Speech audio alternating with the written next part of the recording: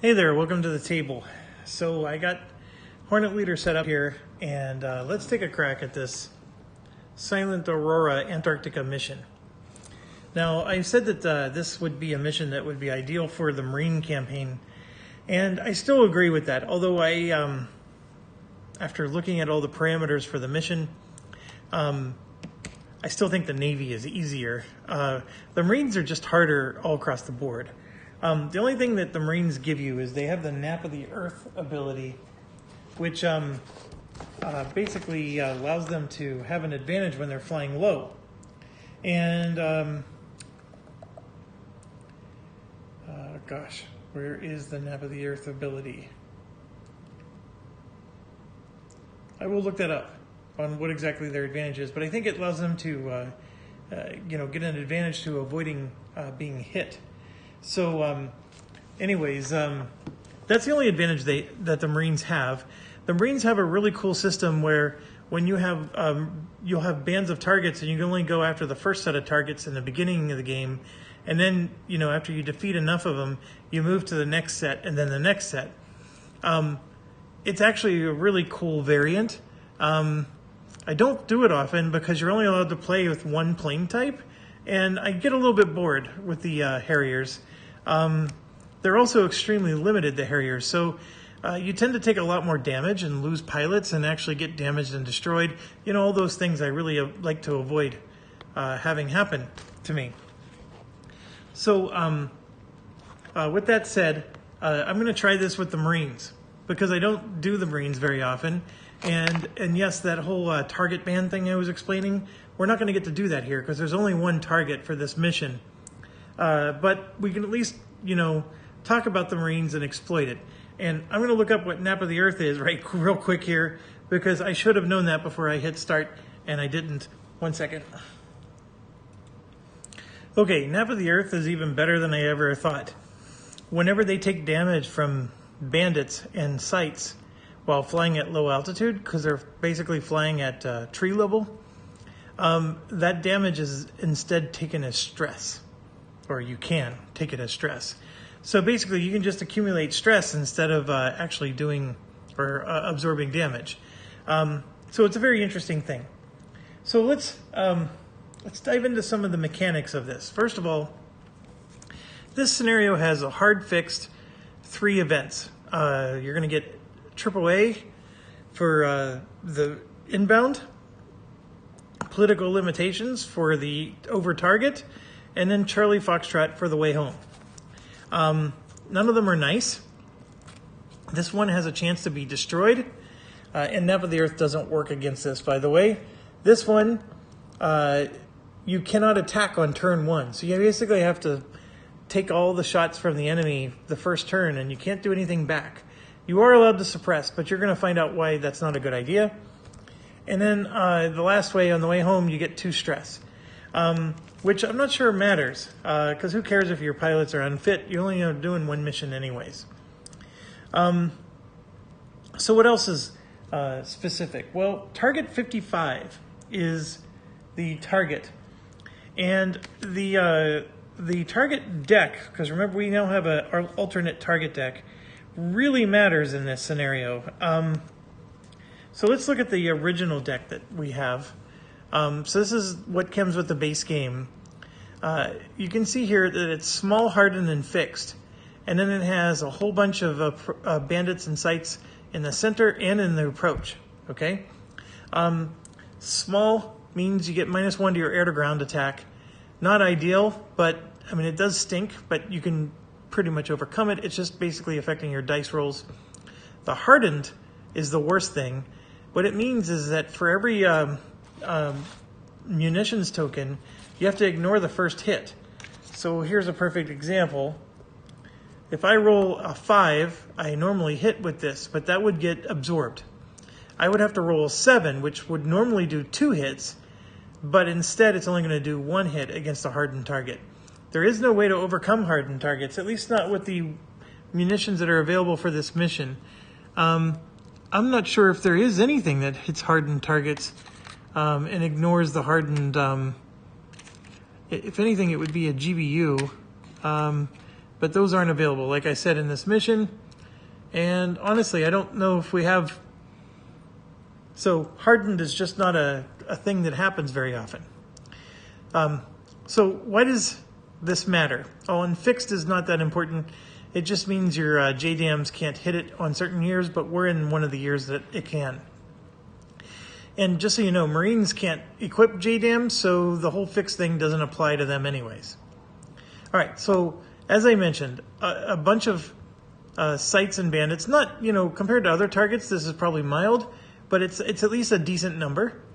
And the small makes the air-to-ground harder, and the hardened really limits you. Well, here's where it gets tricky. What kind of bombs can we have? We can have the Mark 20, 82, and 83.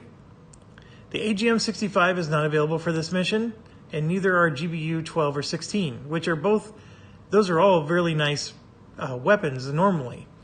So we can only equip the 20, 82, and 83. So let's look at the 20 real quick.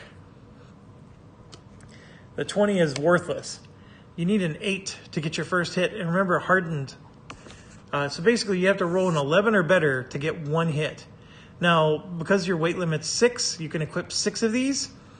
So, theoretically, if you roll perfect, you can get 6 hits in with just one plane. But fat chance that you're going to get 11. Especially when small reduces your dice roll by 1. Now, one other special rule for this event is, even though the target says you can only have 6 planes, you can actually have 8. Okay, so Mark 20 is out. So then comes the 82. And I have to get a different tile for that. So here's the 82. Same deal. So we improve from 11 to a 10 to be able to do a hit. It's and yeah, you can equip 6 of them, but what's the chances of you rolling a 10? Even if you get some nice dice bonuses, it's going to be really difficult. And one of the things to also point out here, the target requires 11 hits to be destroyed, and then this requires plus 2 more. So you need 13 hits.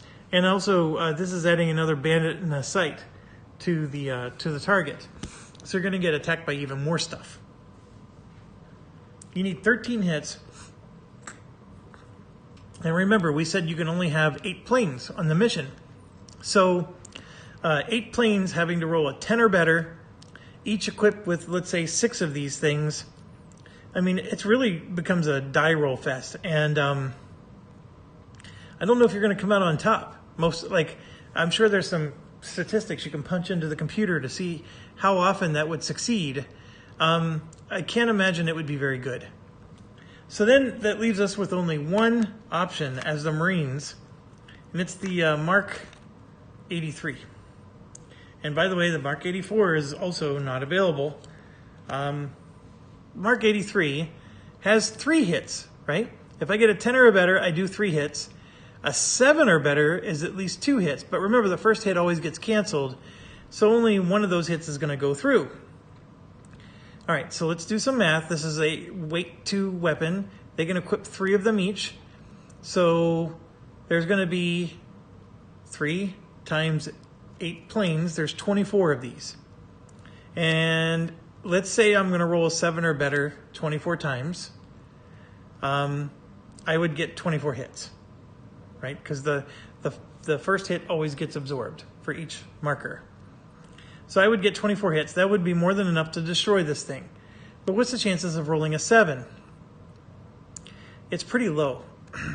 And I know, like, for example, this guy at average has a +2 to his air to ground.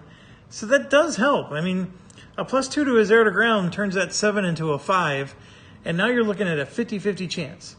So we said 24, right, hits. At a 50-50 chance, that's 12 hits on this thing. We would get 12 hits if 50% of them hit and 50% of them did not. Now, there is a probability we're going to roll a 10, and that would mean we get an extra hit in. So theoretically speaking, if you had a pilot with +2, like this one, I think the odds are on your side that you would win. I think those are tough odds. I mean, it's going to be just right at the line of 50-50 chance of winning. I think you have a very good chance of losing still, but I think you would have a slightly better than 50% chance of winning. Now, one final thing to consider with this is by going, okay, well, first of all, before we go to the final thing to consider, let's talk about the Navy for a second. Let's say I used a Hornet. Well, a Hornet, ignore the fact that this is an elite Hornet. A Hornet has 8 weight points, and it can carry the 84, which is available for this mission. And the Mark 84s are even better. So it can get some serious hits in, and then still have some extra weight points for countermeasures and stuff. But it can also carry the AGM 130 and 154, and the 154 is not very impressive, but look at this 130. That one will do 3 hits at a 5 or better. Now, again, the first one gets absorbed. They can only carry 2 of them, right? But we're back to the 24 situation again. So we can carry 2 of these. There's 8 planes. There's 24 of these. But there's a good chance I'm going to get 2 hits for each marker, not just 1 hit. So I'm looking at 48 hits. So I think as a Navy perspective, this mission is a bit easier. They don't have nap of the earth, though. So it is possible that they're going to take some damage, and you're going to lose a few of your really Gucci bombs there. That would be, I think, the thing to factor in, because assuming you get past this first event, this one here where you cannot attack on the first turn and you're forced to fly low, let me just tell you that if you're forced to fly low, you're going to take damage from these SAMs and these missile sites, and maybe even from the bandits, because you can't attack them on the first turn either. And damage will cause your plane, you'll have to jettison your bombs. So you do have a very high chance with the Navy to not do well. And it's going to be circumstances that you have no control over. You can't mitigate it. Now, it is possible that with these new skills that came with the game, maybe we can add something that would let them, avoid. So, for example, there's this alert skill. It's right up here. Once per mission, after rolling for a bandit attack, you get to subtract 2. So you can give that to somebody so maybe they won't get hit as much. There's things like that I think you can do to try to mitigate. But remember, you only have 5 SO points, and you chose Navy, so there's no way to get extra SO points with the Navy unless you take some crappy plane with you. And at $19.99, I don't think there is an option for a crappy plane. So stocks are against you. I think actually that it still is easier as the Marines. The tricky point with the Marines is this, what is it, the Mark 83 is your only hope. This is Obi-Wan Kenobi. He's your only hope right there. And that's a very poor hope. So what you need to do then is we need to get the air-to-ground marker to go up. So how do we do that? I hope I sufficiently made an argument to you all that the Marines are the way to go, and we need the air-to-ground marker to go up. But let me also point out a couple other things. I know, I never stop, do I? There's this alternate target deck.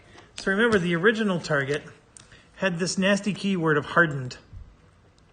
And so with hardened, that causes the amount of damage you do to be reduced by 1, and it has approach and center targets and sights. Look at the other one. This is the new one that came with the game. There's no bandits at all. And then there's still sights in the approach, but 1 less in the center. And then look at that, the hardened keyword is gone. So if you really want to do this mission and you want to do it the easy mode, this is what you want right there. Just use the alternate target. If you want the challenge, take this one. I feel very confident that I could win this 100% of the time. I don't know how I would lose, to be quite honest. So with that being said, I'm going to pick this one. Because that, I'm not sure I'm going to win. But I just wanted to at least point that out. Okay, so what's the big thing that the Marines are going to do for us here? Well, we've never done a Marine campaign before. So the way Marines normally work is you do target bands. And so in the Navy campaign, all the targets are mixed together and you just draw. And you'll get targets from all over the map as a possibility. With the Marines, you can only go into certain bands, and that's your only area. And you have to clear out so many targets in that band before you can move to the next band. There's like a progression in targets. So you can't get those targets that are at the end until the end. None of that matters here, because this is a game with only one target. So, where's our big ace in the hole? The ace in the hole is on the pilot himself. So when we pick a Harrier, we are doing a short mission. So we get 4 extra SO points for every Harrier. And we get to pick 8 Harriers for this mission. So that's going to give us 32 extra SO points. That's our secret. So we're going to get 32, and we start with 5. So that puts us to 37. And so with 37 SO points, what can we do? Well, the first thing is we can get a skill. And the pilot skills, as described in the expansion here, is for a short campaign, it only costs 1 SO point to get skills for your pilots. So we can add skills to your pilots. That's the first thing. And what did I say we had? We had 32 plus 5, 37. So we have 37 with 8 pilots. Each pilot's allowed to have 2 skills. If we wanted to, we could spend 16 SO points just on making sure every single pilot has 2 skills. That's an option. Now, what would I do with that option? Well, let's slide this in so you can see. The -3 stress might be helpful, because with the nap of the Earth, they would take stress instead of damage. So, but the problem is I don't know who's going to be one getting all the stress and who's not. So that could be a little bit of an issue. Grit is awesome, though. For the entire mission, treat your stress as within the okay range, regardless of what actual stress they have. So basically, you just want to pop stress on them like a Pez dispenser, and who cares? You know, they have grit, so they'll perform their mission without any negative impacts. If another pilot has attacked a sight, bandit, or the target, add +2 to your rolls against the target. So this is an awesome skill as long as your pilot doesn't go first, right? You send somebody else in, they go hit the target, you get an automatic +2. And remember, we were talking about this is just a game about getting your die rolls up so you can get extra hits in. I'm Here is a really good one.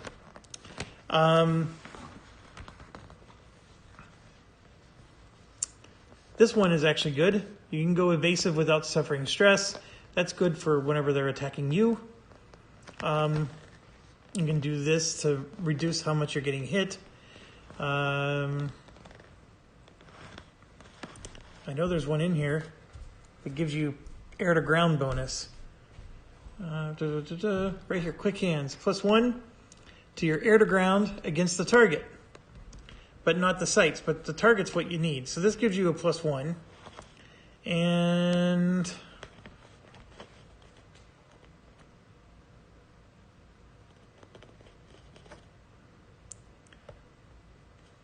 yeah, this is actually an interesting one, but we can't use that on this mission. Most of these other ones aren't necessarily super helpful for this particular mission. I mean, they could be helpful for other stuff, but not for this mission.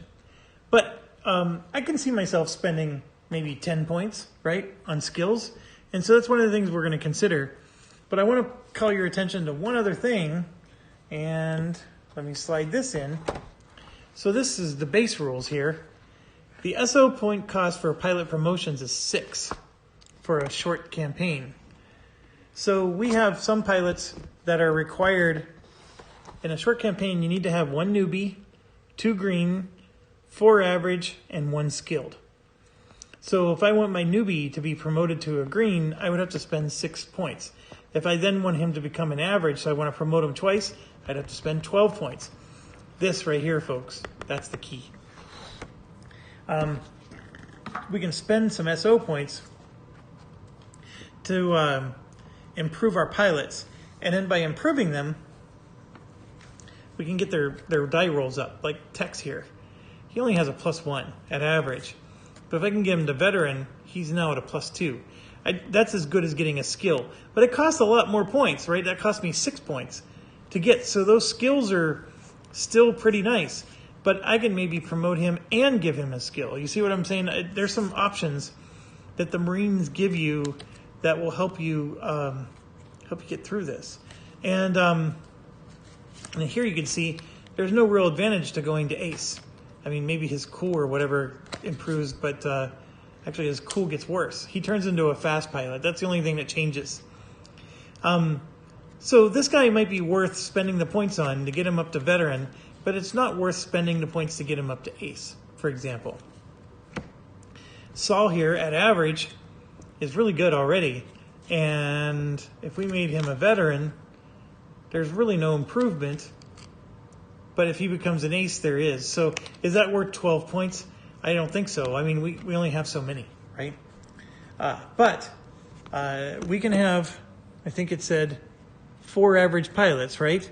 4, 5, 6, 7, 8, 1, 2, 3, 4. Ooh, I have 5. Oh, I have 9 of them. Tex is going to be gone. We don't need Tex. So let's take him out. So there we go. We have our 8 pilots here. I have 1 newbie and 2 green, my 4 average, and my veteran. Now, what's crazy is the veteran is only a +2, but for 6 points, I can get him to a +3. So that's some of the things to consider. And as we do this with the Marines, that's really the only thing that we have to ultimately conclude. So, with that being said, let's look at our bad ones. So I have a +1 green. So I picked a person who actually had pretty decent stats even at green. So there was no pressure to promote this one, even if I ran out of points. Excuse me. And if he did become average, it does improve. And then his veteran doesn't really improve much. But you know, he does improve if I do it, but he's at least decent as it is. And then this one's a +0, which is still decent for green, but I can get him to +1. The thing with Rudder is well, actually, he never really improves much. Oh, there he goes. He goes +2, +2. But I picked him because it really was slim pickings to find a green that did not have a negative number. So that's actually really hard. And then the newbie here, look at this. I have a newbie that is +0, +0 turnip. And, you know, he turns into a +2 as an ace, which isn't, you know, super fantastic, but his newbie stats are good. And then if I spend the points to promote him, it's still no good. So I'm probably just going to leave him as is. The problem with leaving him as is I have 6 wake points on him, and is he really going to hit with his bombs? We don't know. That's the challenge, right? Is I still need to be able to hit. And what I could do is send newbie in first to absorb the hits.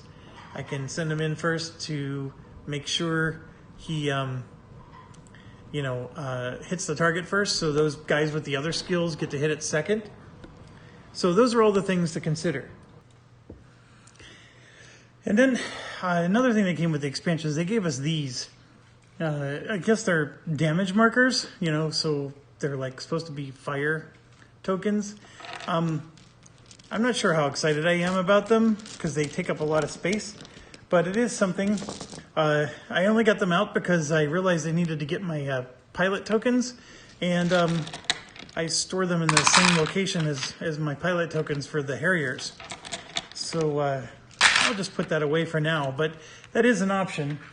And then another thing that actually came with the game, with the expansion, is they gave us these. So for example, if this is what I land on, I can, if I can, my poor eyesight stinks at lining it up. So I have little cards now, so I can put my pilots up like that. And I think theoretically I could even, you know, do this, right? And then, you know, move them along, and then over the target we drop our bombs. I don't know how useful that is. It's definitely interesting, but when you have 8 of these out here, I think it can get a little cumbersome. I don't think that was necessarily what was intended. I mean, I think it's just a matter of, you know, I can just put it up here and, you know, say that's one of our pilots on the mission. It could theoretically save some table space, but you still have to put your munitions and stuff somewhere. So I don't know how useful that is. At the moment, I have no plans for it, but I do like the fact that I own a bunch now. You know, was it worth the cost? I have no idea. All right. So, with that said, we have 32 plus 5, 37 points to spend. And one of the things that I also noticed is I picked Sniper because we are going to have bandits, and I figured I needed somebody who has good air-to-air because we have to take out the bandits. I am a little annoyed, though, because we can't hit the bandits because we're not allowed to attack until turn 2. So if I move him up to veteran, see, he doesn't have a good air-to-ground bonus at all. So what I'm essentially doing is I'm going with one less pilot if I do use this one. So that's something I need to consider, maybe switching out Sniper here. Because I think maybe the best thing to do is just not worry about the fact that there's bandits. Let's not worry about shooting anything down, and let's just go and bomb this target and go home, right? So if I wanted to do that, my usual method is to look at the average, and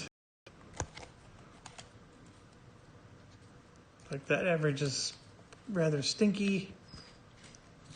And this one, oh, that one's awful. How about burger? It's burger time. I need to turn these around. Of course, then as soon as, what's beast? Feast isn't good. Hammer is decent.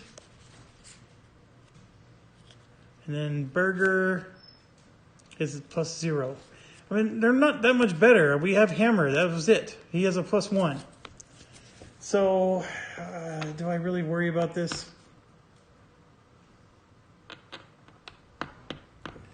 You know, I'll just leave it. Let's see if this plays out. Maybe I'm going to regret this.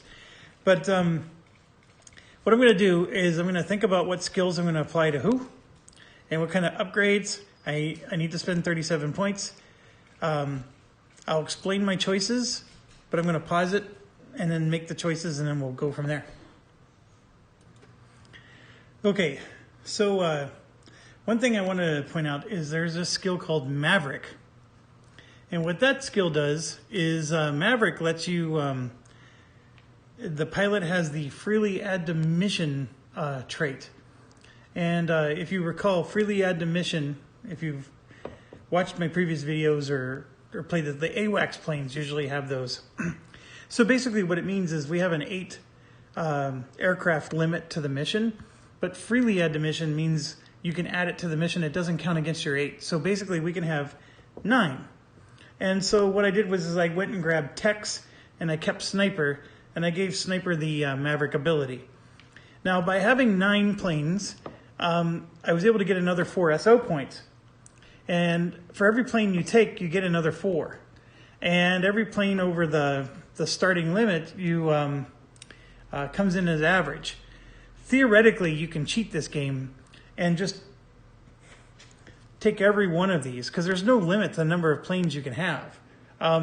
So I could technically say, okay, there's another 4 points, there's another 4 points, there's another 4 points, and another, and another, and that's what, was 16?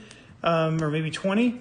So I can add another 20 SO points, and then these guys would just never fly any missions. They would just be sitting in my reserve pile. You are 100% allowed to do that. And because these give you extra SO points, that's sort of the cheat that Marines allow you to do.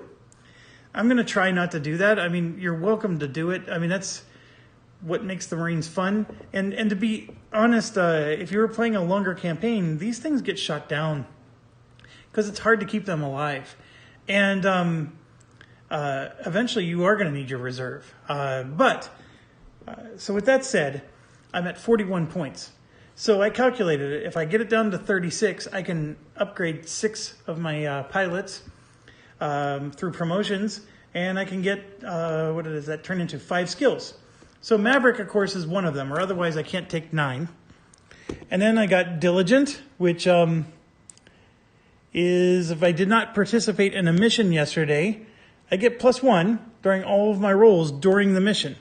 So we're going to give that to somebody. I'm here is if another pilot attacked the target, you get +2 against the target. Focused is for 1 turn each mission, you get to add +1 to your rolls. And then Quick Hands is +1 to your air to ground against, I think, the target, but not the sights. So +1, +1, +2, but only if somebody else attacked it, and +1. I wish they were written on here. I hate having to look over all the time to see which ones are which. These cost 1 point each. And then we promote 6 pilots. So I'm going to promote Crispy from green, I believe, is what I decided, to average. So there's 6. So I went from +1 to +2. So there's 6. There's 1 of them. Rudder, same deal. Green to average gives him a +1. There's 2. Tex from average. Nope, he wasn't one of them. Kong is already a veteran. Okay, I'm going to make him an ace. So now he's +3. It's the same 6 points. It doesn't matter what promotion level they're at. So I just made Kong an ace. Let me check real quick. Dino, I just want immediate bonuses. I don't want...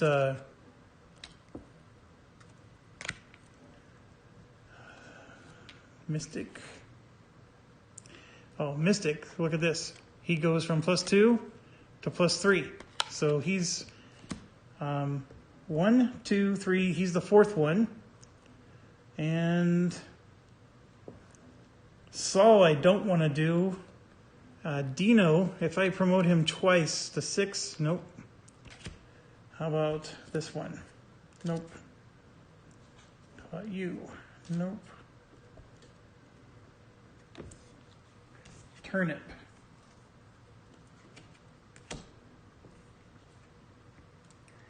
Turnip would give me a +1. How about Tex? See, I'm looking at these, and if I promote them, I don't get any bonus to my skill. So Tex, if I promote him twice, he'll get to, so to veteran, I get to a +2. So that's my 6 promotions. I did Crispy once, Rudder once, Tex twice. So that's 1, 2, 3, 4, 5 to ace, 6 to skilled. And then the other guys, this guy's actually staying as a noob. He's not very good, so I'm a little concerned about him. You could use these to improve your noobs, but I don't recommend that. I think you want to improve the guys who are going to punch. So I have 2 guys here that do +3, this one and this one. And so the Diligent and I'm here is going to go on Kong, and the Focused and Quick Hands is going to go on Mystic. So those guys are now getting a +5. And I think Kong is getting a +6 to his rolls. And maybe that's overkill, but that's what we want. We want some of our rolls to be so overwhelmingly good that we can just punch the target hard. Now, if we play with this particular mod, we could get extra to our attack, especially if we do press the target here, or even a precision delivery can give you a +2 attack or even +2 damage. So you can actually get plus damage if you actually roll a miracle unicorn roll, but normally you would get a +2 to your attack. These are options as well. And the problem is if you roll poorly enough, you're getting negative to everything. I like the idea of this, but in my opinion, it's too much. I did this for B-17 because Dean likes to add a lot of little stuff like this. And B-17 is really awesome because it's got these little mini games going on. This is something I'm going to forget to do all the time. So I'm going to set it aside. I mean, maybe because this is the new expansion, I should do it. Well, you know what? I'm going to do it for this mission, so that way I don't have to do it for the World War III scenario I was planning on doing. How about that? So we'll do it for this one. Okay, I'm not going to keep a log because I don't care about my experience points or any of that ilk. And we need to arm our guys. And basically, I'm arming them all with Mark 83s. So I'm just going to set one down here. Everybody has these. They weigh 2 points. They have 3 of them each. Okay. The only one who does not have it is Sniper, who has the air-to-air combat ability. And Sniper can load aim 7s and aim 9s. So let me grab those. He could load an aim 120, which is, well, no, he can't. Yeah, he could do an aim 120, which is interesting, but that's a special weapon. It would cost me SO points, and I don't know if I want to do that. But so these guys only load aim 9s. They don't do aim 7s. So aim 9s have a range of 1. So that is a bit concerning. And he's going to load 2 aim 9s. And then he's actually going to have 2 of these. So he's still going to take some bombs with him. It's just that, you know, he's going to have a couple aim 9s with him as well. All right. So let's go through this. We draw target cards. Done. We select a target. Done. Determine and place sights. Okay, so that's the first thing we do. And so the sights for the target are as shown here. 1 in the approach and 2 in the center. So I'm going to go ahead and put the target in the middle of the board.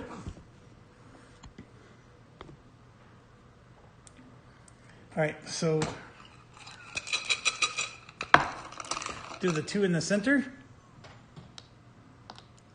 And then 1 for each approach. 1, 1, 1, and 1.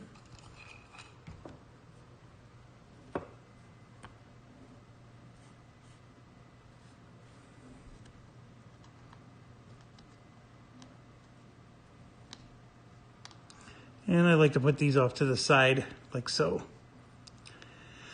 Okay, so what do we got here? I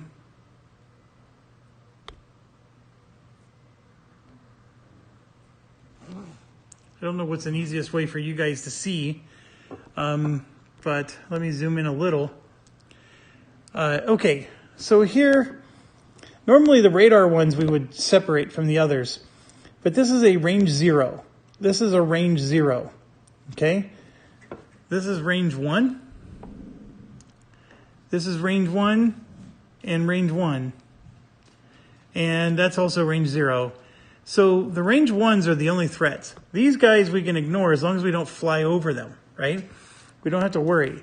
Now these ones are going to be an issue because we do fly over it. So, and then of course these guys are going to be an issue because we're going to either approach them or once we get to the target, they're at least going to hit us when we get to the target. So that's some of what we have to manage. Now, let's say we came to the south approach. This guy is still going to shoot us because he has a range 1. We might as well just fly over one of the... It almost doesn't matter what we fly over. If I fly over this one, this gets to shoot at me and the range 1. If I fly over this one, he gets to shoot me and the range 1. However, look at this range 1 here. He hits on a 1. So maybe we want to avoid this guy as much as we can and come in one of the other ways. The problem is this guy hits on a 2. So he's just as bad. No matter what we do, these guys, I can't avoid them. Now, if I want, I could try to hit these with my my sniper guy. You know, he has a bad roll, but we could try to hit it. Or we could have put rockets on him to suppress. I don't really do suppress much, but that actually might be a good idea here. So what the rockets do is they get a +3 against soft targets. So soft targets are anything with an S. So this is a soft target right here. So I would get a +3, and if I rolled a 7, and I can shoot one space away, I could basically suppress that that sight from shooting at us, and then we wouldn't take any damage at all. And you can see it's just 1. So what I'm going to do is I'm going to put 2 of these on sniper. I don't know if that's a good idea, but that's what we'll do, because sniper's not going to have really good bombing capabilities.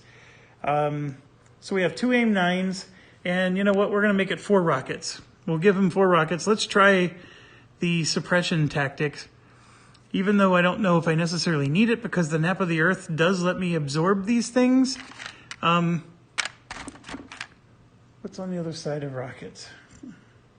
AGM-84s. Where are those? Here they are. Okay, I gave him 4 rockets. All right, how are we going to do this? Well,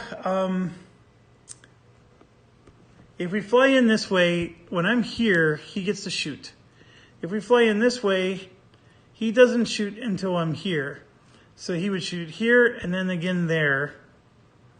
Whereas if I came in this way, he would shoot here, and then again there. So, but the problem with going this way is he gets to also shoot. I don't know if, I mean, it's pretty even, no matter which way I go. This is definitely a poor choice to go there. If I'm planning on suppressing this guy, here's what we're going to do. We're going to come in, everybody's low. I don't usually worry about what my my planes say, but I'll try my best to put low on here. And we're going to put all the pilots in at low. We're all coming in from the same angle. And let's blow this popsicle stand, right? So, cue the Kenny Loggins music, because I can't play Danger Zone without YouTube flagging it and then trying to claim all my views as theirs. So you'll just have to, and you don't want to hear me sing. So we're just going to just imagine it. Okay. So we can only fly low altitude. We can't go high no matter what. We're going after this target. We do not place the sights until the determine and place bandit step. Ew. So we wouldn't know this. So we wouldn't know what's here. So all this stuff goes back in the cup. I have to basically decide, okay, this is where I'm coming, and then we just live with whatever we draw. So I'm going to go ahead and do that. I'm putting everything back in the cup. So we're not supposed to do that yet. Determine and place sights, we skip. We assign our pilots. We arm our aircraft. Done and done. Target bound event card. Anti-air. Roll 2 attacks against random aircraft. Roll 1 less attack for each air-to-ground counter expended. Okay? So I'm going to get rid of 2 rockets. That's an air-to-ground counter. So that's going to make it so we don't have any attacks. Okay? We suppress them. All right? Done. Event card is over. So now we move to the next one. Determine and place bandits. And this is where we would now do our sights. So again, 2 sights over the center. I'm not sure that's any better. And then we're going to do this one. So that's a range 3. That guy sucks. Range 1. Range 3. Oh no. I drew much worse this time. I had a lot better last time. And then we're going to do the bandits. And there's 2 bandits over the target. So there's a no bandit. There's an SU-27. and 1, 1, 1, and 1. So we've got 2 bandits basically. We got a little bit lucky with the no bandit counters. And we got a lot less lucky with the radar sights. So that's what it looks like. All right. So next step is the over target event card. Now we also get +1 bandit and +1 sight over the target because of the what is it called? The intel. The intel is bad. And so I did draw a no bandit, so we're okay there. All right, so now we do the over the target. So during turn 1, you cannot attack, but may suppress. So can't attack on turn 1. All right, we're not going to jettison anybody. Fast pilots attack. There's nothing to attack. Do I even have a fast pilot? I'm checking. I do. Kong is fast. Tex is fast. And that's it. So no fast pilots attack. And then the sights and the bandits will attack. So this guy has a range of 3. 1, 2, 3. 1, 2, 3. So from way over here, he can hit us.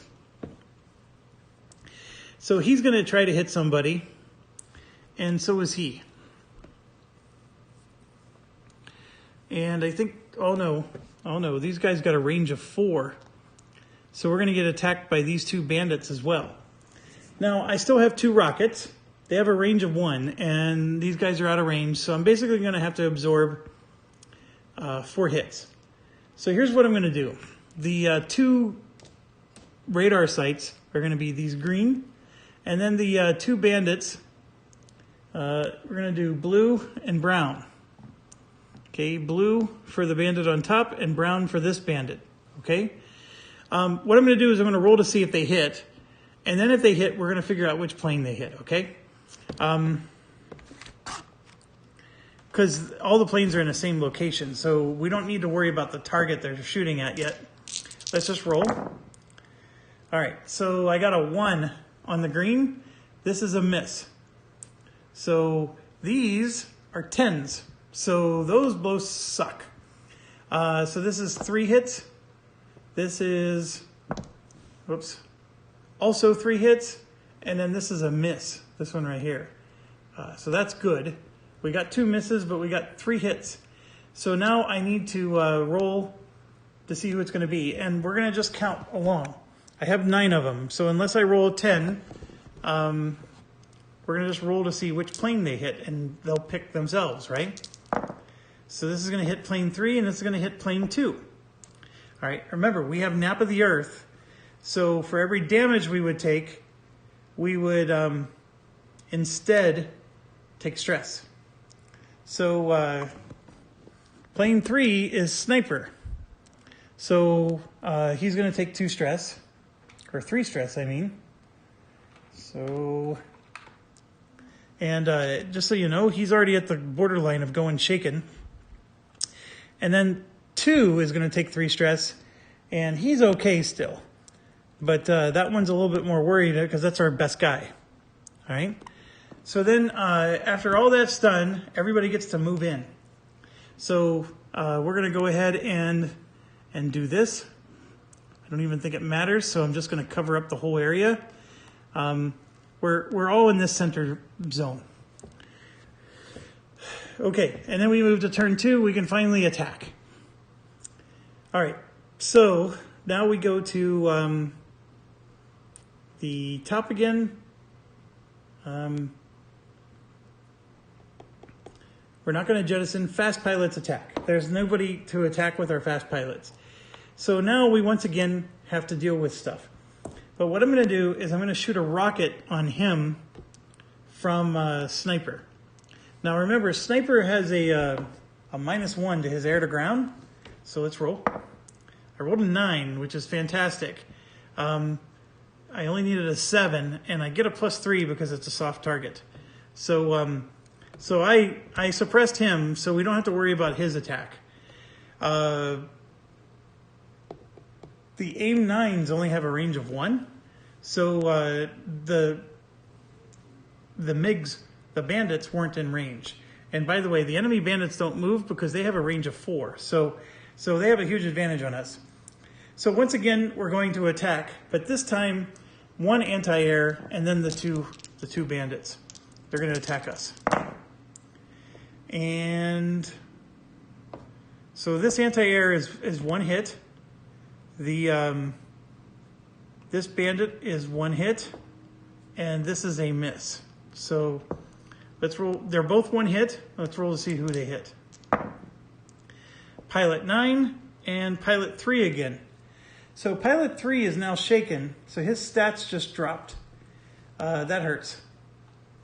And then Pilot 9 is crispy, and 1 stress is nothing for him.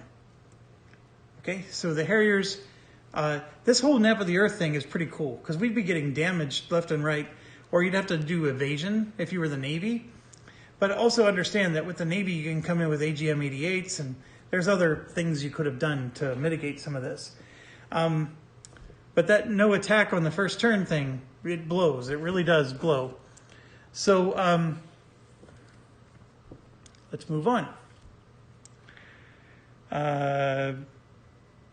Nobody's attacking, and I can't use my AIM-9s yet, so everybody's moving in. So just imagine everybody's here. You don't have to imagine anymore. I'm piling them up. There we go. So now everybody's in that zone. We're on to turn 3. We're 1 more turn away from being over the target. Okay, so this rocket's gone. All right, so now fast pilots get to attack. The Kong and Tex are fast. If we wanted to, we could really waste a bomb to try to take this radar out, but we're not going to. And I have to sneeze. Okay. I really need to learn to maybe move my mat this way. So then I put the camera the way I like to put it. Look at that. Then it looks straight for you guys, even though it's at an angle for me. How about that? Is that a little bit better? Let's try that. Okay, so basically we have to absorb another round of attacks. So this time all of them are attacking again. And does anybody new attack? This guy is new. He's going to attack, and so is this one. So we got 2 more that are being added to the mix, and they're both, well, they're not the same. So we'll add a green one and a red one. Green, red. Okay, where's a safe place to roll? All right. This is a lot of hits, folks. So, first of all, we have a 10 and an 8. Those are both 3 hits. Okay. Then we have a 3, which is him. That's a hit. This 4 is up here. That's a miss. This 5 is here. That's 2 hits. And this 4 is there. That's, and just so you're wondering, these greens are these guys. Okay. Maybe let you look at it up above. All right, so let's do these one at a time. This is a miss, so I'm going to take that away. This is 1 hit, so let's see who he hits. I rolled a 10, so I'm going to have to roll again. A 9, so Crispy goes up to 2 stress. This is 3 hits. That's a 4, so that hits Mystic, so he takes his first stress. He's doing just fine. This one, that's a 7, and I believe that was 2 hits.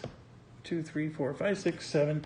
That's Turnip, and 2 hits puts him at the limit because he's our newbie. This is 3 hits,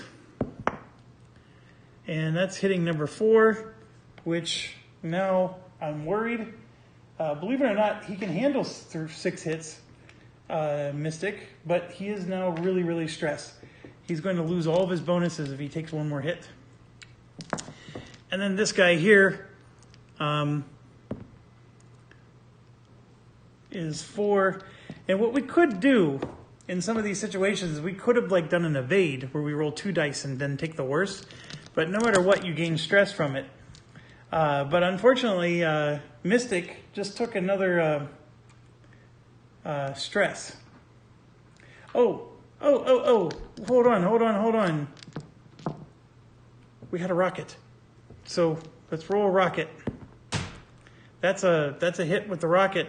So I'm going to cancel the stress on the Mystic with that one. And I'm going to put him at 4. Because I definitely would have canceled one of the really awful radars. So yeah, that actually canceling that that bandit was. You know what? I'll leave him at 6 because I canceled the last bandit it just shot because that bandit hits with a 2. Okay, remember when you do suppress attacks, it doesn't count as your attack. You still get to do your normal turn. And so the slow pilots get to go, and Sniper's going to go right now. His air-to-air is now a 0. It's no longer a +2, but he's going to try to take out this bandit right here because this bandit has a +1 on him. So that means it's easier to hit him. And that's a 9, folks. That's enough to destroy the bandit, and we use one of our aim 9s to do so.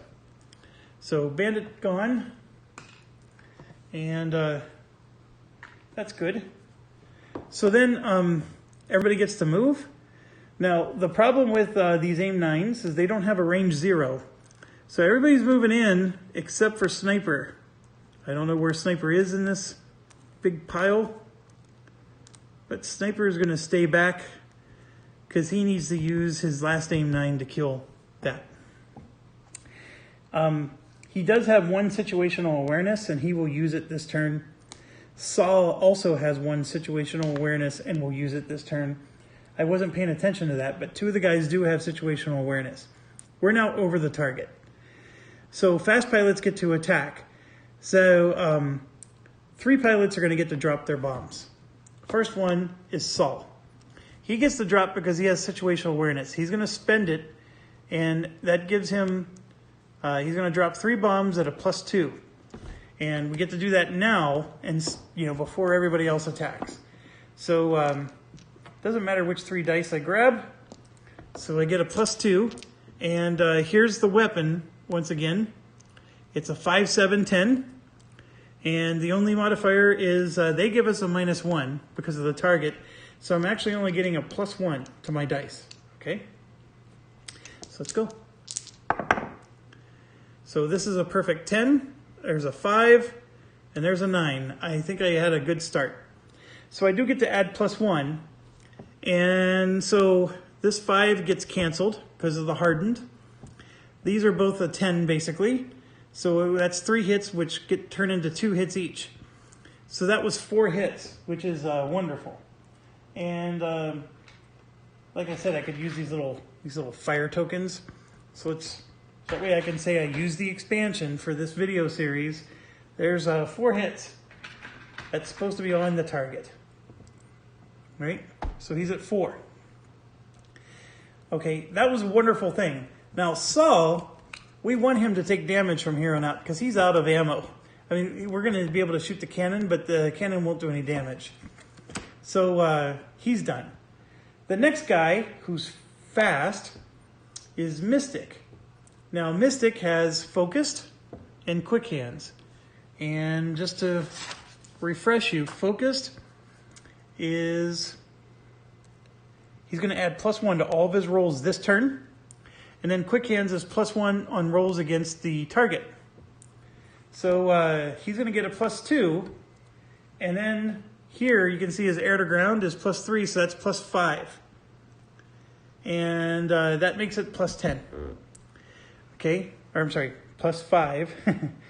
And because of the target, it's going to be a +4, is what I was trying to say. So I get to add 4, and again, he's going to drop the same 3 bombs, because they all have the same stuff. But I get a +4 to all my rolls. There's a 10. This one was a 10. This is going to become a 9, and that's going to become a 6. So this blows. I was really expecting all 3 dice to hit. This becomes nothing. This becomes 1 hit, and this becomes 2 hits. So once again, 3 more hits, which wasn't even as good as the other guy, and this guy had a better bonus. So 1, 2, 3. So we're at 4. We're at 7 total hits, and remember we need 13.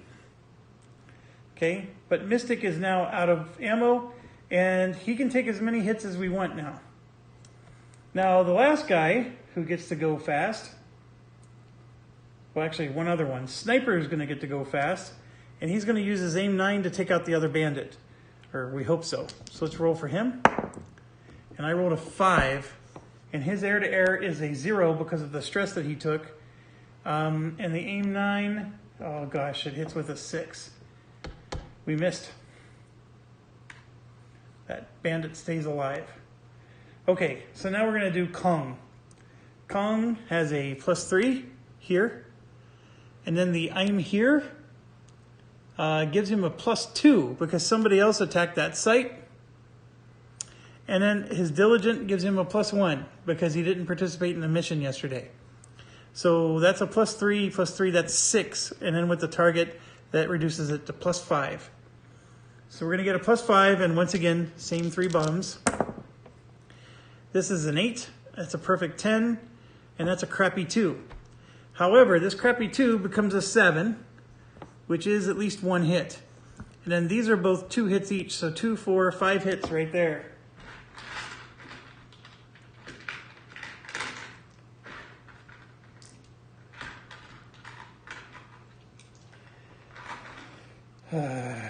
There's 1, 2, 3, that's 10, 4, 5, that's 12. We just did 12 hits to this guy. We only need 1 more, and then the target's destroyed. However, it's now their turn to attack us. So, we got the 2 Sams on the bottom. We got the airplane, or the bandit. We have the blue and the red, which are these 2. And then we have 3 of them at the target that get to shoot. So how are we going to do that?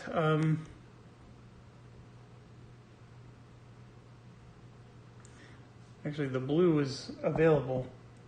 So the 3 that are at the target, we may have to just roll those separate. So let's try not to overcomplicate things. Let's roll. Oh, I rolled awful. Okay. So moving this here so you can see a little better. This one, 2 hits, 1 hit. This 2 goes here. The red goes there for 3 hits. And this goes there for 1 hit. Okay. Ugh. All right, so this is 1 hit. On number 9. So he's up to 3 stress. Crispy is not worried.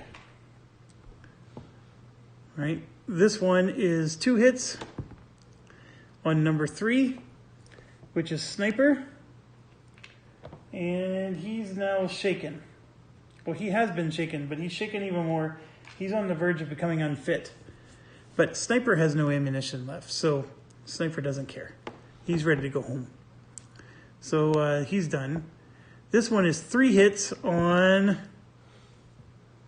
Rudder. Rudder can take 3 hits. We're okay. This one is 1 hit on Rudder. Okay. Rudder is saying no more. No more. And then this one is on Kong. And I believe it was 1 hit, if I remember correctly. It doesn't matter. Kong dropped all of his ammo, but the 1 hit will be taken. He could have taken 3 and he'd be fine. He could go up to 7 before he's even shaken. So that's our situation. Oh, I got to roll for these 3. So let's do that. Green, red, brown. So 6, 10, 4. Okay, this is 1 hit. Okay, rudder just got shaken. So his stats went down big time. That's not good. This is 3 hits on 5. 1, 2, 3, 4. That's Dino. 3 hits is okay. He can handle it. He doesn't want any more though. And then this was a 6. This is 1 hit on number 6, which is 1, 2, 3, 4. Saul, who dropped all of his stuff already. Okay, we just weathered the storm and took all the stress from everybody. I mean, if this was a multiple day mission, the amount of stress we're generating from just this one mission would cause me to have to just rest an entire day. But let's go with who we have best, and that's Dino. There's several, but let's start with Dino here. Dino hasn't gone yet. He has 3 munitions, and he gets a +2. No other skills. So, as you know, with the target, it becomes a +1. So, let's see. And right there's a 9 +1 that becomes a 10, and that's a 7. Sorry, I need to move the camera a little bit more. That 7 is an automatic hit, right? And this 9 is 2 hits. So that's 3 more hits. 2, 4, 6, 8, 10, 12. 3 more hits put it to 15. And that target, 11 +2, is destroyed. Easiest mission ever.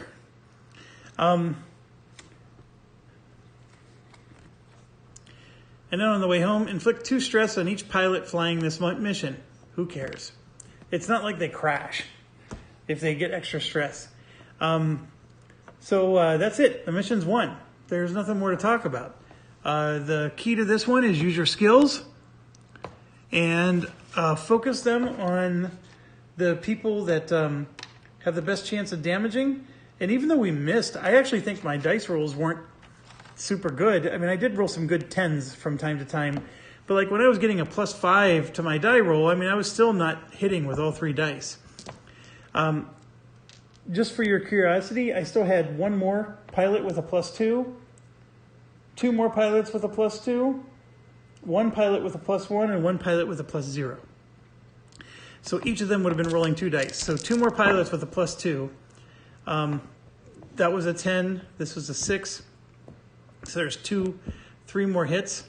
Another pilot with a +2. Awful. 1 more hit, so that would have been 4. This one would have had +1. That would have been 2 hits. And then another pilot with +0. That would have been 1 hit. So even the pilots with the +0 and a +1 would have eventually gotten some hits in. And, you know, if you add them all up, I was in the 20s in terms of the number of hits I did. I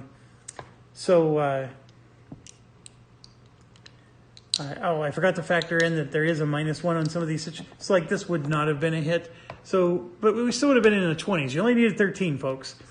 So even with the harder target, I just showed how you can ace this thing.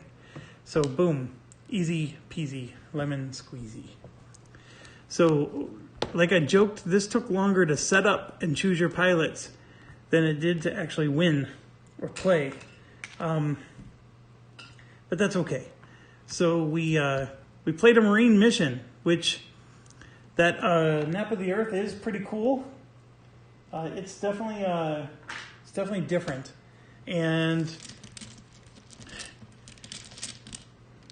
one final thing I'll say before I close this out is I just wanted to explain again, like for those of you that are new, there's these bands, right? So this is the closest to our airport. Like this is where our carrier is, right?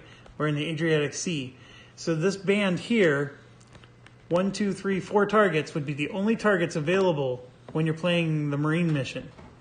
And then you would have to destroy 2 of these targets, half, right? You have to destroy at least half of these targets.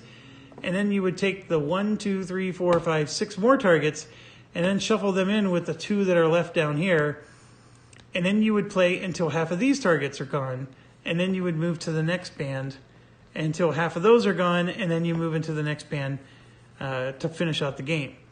So with the Navy, you can go after any band, right? All these cards are shuffled together. But with the Marines, you don't shuffle in this next set of cards until you've at least killed half of the ones in the first set. So that's a very important thing, a distinction. I honestly don't know what the point of it is. Like, even thematically, I don't know what the point of it is. And I don't know if it gives you like a strategic edge of any kind. The one thing that it does do is, like, some missions will say start with the certain target card flipped over, because some target cards will cause like a permanent situation that hurts you until you destroy the target. Well, when you start with the target card turned over, that target's available for you to go after, even if you're a Marine. So even the banding doesn't even prevent you from going after those targets. Like, I don't know what the advantage is, to be quite honest.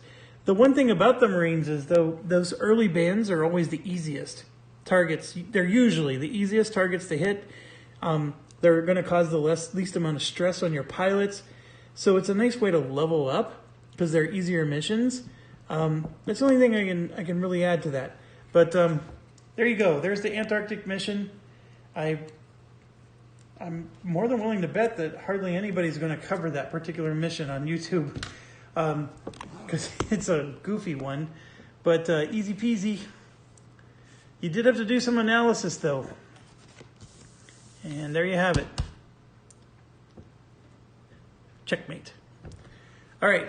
Thanks for watching. As always, stay awesome, and we'll see you soon. I'm going to try to do the World War III next, and I still love Hornet Leader.